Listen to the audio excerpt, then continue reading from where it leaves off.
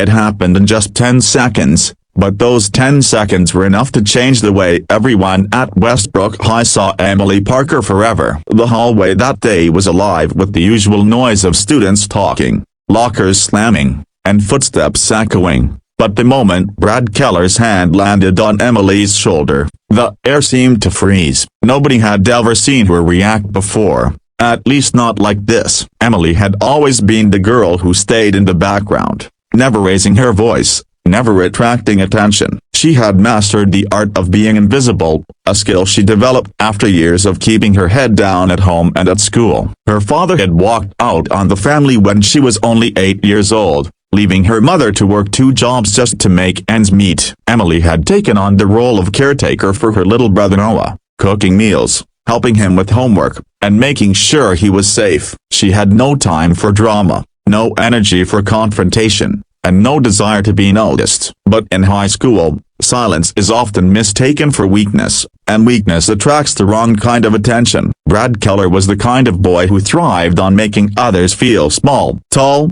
broad-shouldered, and confident to the point of arrogance, he strutted through the hallways like he owned them. His family was wealthy, his friends loyal out of fear more than respect, and he enjoyed using his social status to push others around. For weeks, Emily had been one of his targets. It started small, with stolen pencils and snide comments muttered just loud enough for her to hear. Then came the shoulder bumps in the hallway, the mocking imitations of her soft-spoken voice, and the cruel laughter that followed. Emily ignored it all, telling herself that if she stayed quiet, Brad would eventually grow bored and find someone else to bother. But Brad didn't get bored. On that rainy Tuesday afternoon, Emily was walking quickly toward her locker, trying to avoid the crush of students before her next class. She kept her eyes down, her hands gripping the straps of her worn backpack, when she heard heavy footsteps approaching from behind. She knew those footsteps. Every muscle in her body tensed. "Hey,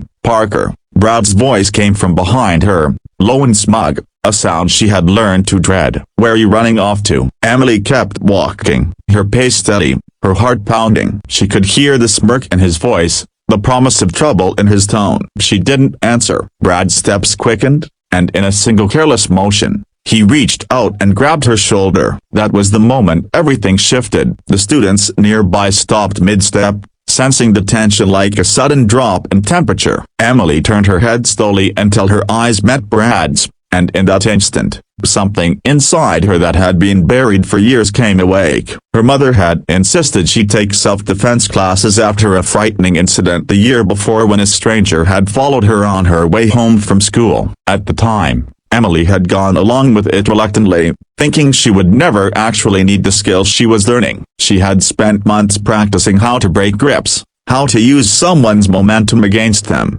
and how to stand her ground without escalating a fight. Those lessons had been stored away in the back of her mind, a quiet kind of insurance she never thought she would cash in. But now Brad's hand was on her shoulder, his grip firm and possessive, and something in her refused to let the moment pass. In one smooth, practiced motion, Emily twisted her body, breaking free from his grip, and used his own forward momentum to send him stumbling hard into the lockers with a loud metallic clang that echoed through the hallway. The sound seemed to jolt everyone around them into stunned silence. Brad's eyes went wide, his smug expression replaced with shock as he struggled to process what had just happened. Emily didn't flinch, didn't step back, didn't apologize. She took a step toward him instead, her voice steady and calm but carrying a weight that made it impossible to ignore. "Don't touch me again." Her words were not loud, but they were sharp enough to cut through the heavy air. For the first time since she had known him, Brad hesitated. His usual smirk didn't return,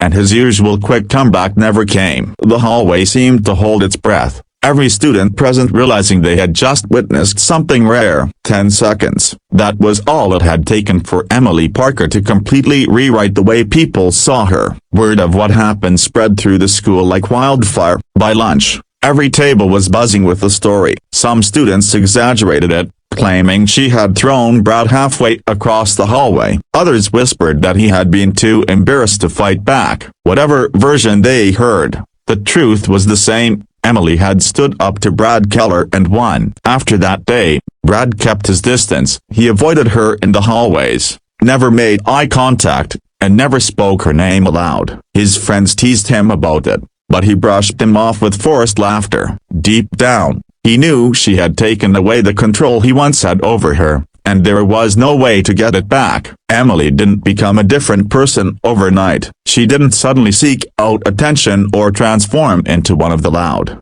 confident students she had always watched from afar. But something inside her had shifted permanently. She began walking with her head held a little higher, her shoulders a little straighter. She no longer shrank back when someone passed too close, and she no longer let fear dictate the way she moved through the world. Her self-defense training had given her more than just the ability to protect herself physically. It had given her the knowledge that she had power, and that she had the right to use it when needed. She realized that being quiet didn't mean being powerless, and that standing up for herself didn't have to mean becoming someone she wasn't. She could still be the Emily who cared for her brother, who loved reading in the library during lunch, who preferred listening over talking. But now she was also the Emily who knew that her voice mattered, that her boundaries were worth defending, and that she was capable of far more than people gave her credit for. That rainy Tuesday had started out like any other day, but it ended as a turning point not just for Emily,